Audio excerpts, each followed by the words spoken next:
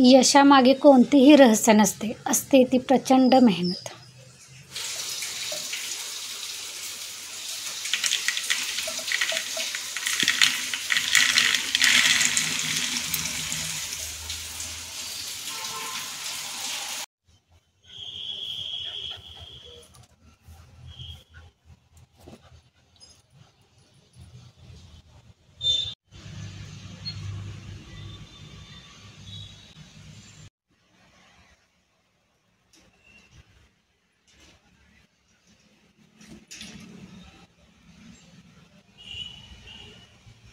Hello नमस्कार, मी प्रतिभा तुम्हा सर्वांचं स्वागत करते आपल्या चॅनलवर, ज्याचं नाव आहे व्लॉगर परी. तर आजचा दिवस तुम्हाला खूप छान सुंदर जाऊन तुमच्या मनातली सर्व इच्छा पूर्ण.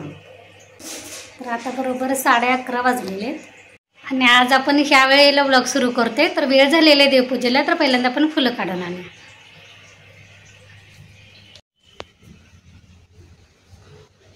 थांब चारली.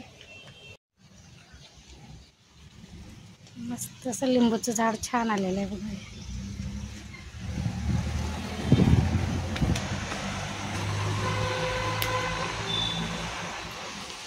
हे झाड कनी जास्वंदीचंच आहे, पण कलर वेगळा आहे, कलमी आहे. पण ह्याला कधी कधीच फुलं येतात. एक एक फुल उठतं ह्याला, पण 2-2 दिवस कनी हे फुल कोमेजत नाही ह्या झाडाचं.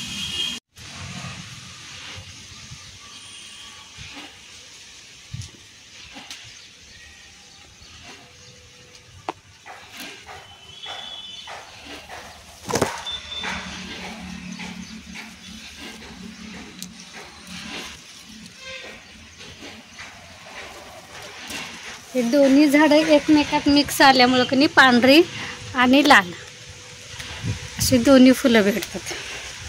पांढरी इतके नसतात, आता लाल भेटतात.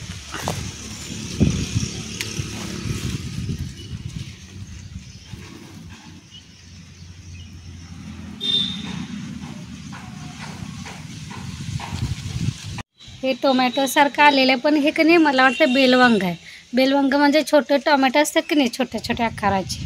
आमच्याकडे त्याला बेलवांग म्हणतात. हा त्याचाच बेल आहे असं वाटते. बघू, एखादा टोमॅटो लागल्यानंतर कनी समस्या बेलवांग असलं ते काढून टाकायला पाहिजे. कालची शिळी फुलं कनी मी कुंडीत टाकते.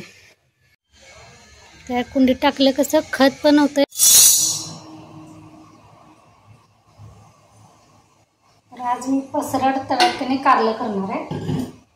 त्यासाठी मी हा कांदा घातलेला, मी कांदा नंतर टाकणार आहे. इथे कनी हे कारले बघा असं गोल चकत्या केलेले, त्याच्या आतल्या बिया काढून कोमट पाण्यात हळद आणि मीठ टाकलं आणि चांगलं कनी 15-20 मिनिट मी ठेवलं होतं.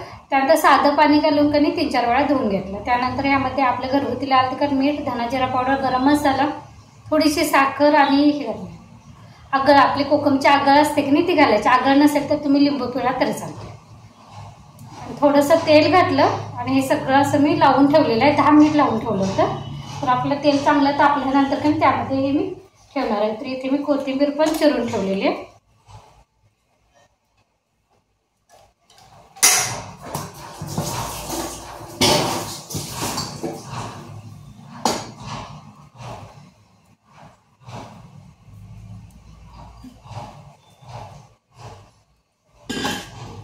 ते कारल्याला सगळं मी लावून घेतल्यामुळं आपल्याला त्यांनी तेलात मी काहीच घालणार नाही.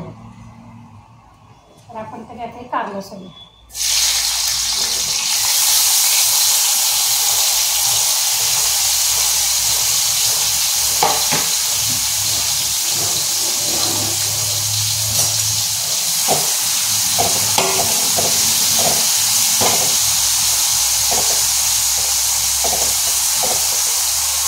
चांगलं हे कनी बारीक गॅसवर 5 ते 7 मिनिट कनी आपल्याला बारीक गॅसवर असं भाजून घ्यायचं कारलं.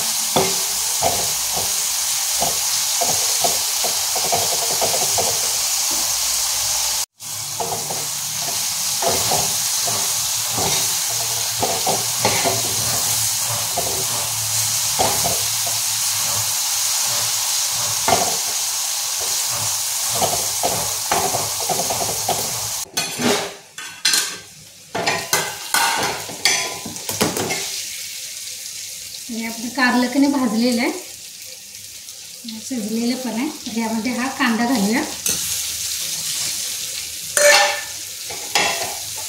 आणि कांदा पण चांगला कणी भाजी द्यायचा यामध्ये.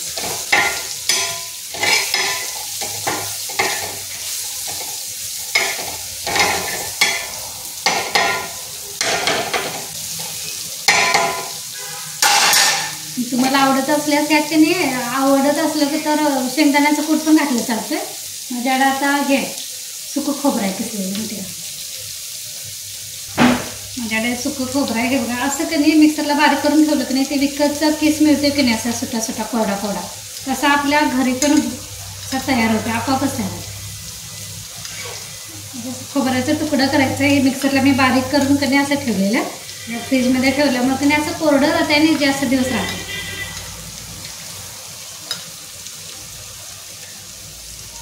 ते आपल्याला विकतचे मिळते की नाही तसं तयार होतं.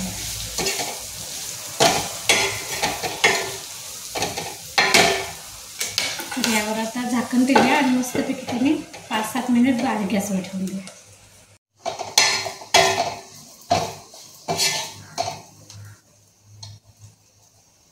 आपलं कारलं पण झालेलं आहे. त्याला बाजूला काढून ठेवूया. यासोबतच मी आता भाकरी करून घेते कारण कारल्यासोबत त्याने भाकरी छान लागते. चपाती चांगली नाही लागत. कोथिंबीर टाकायची.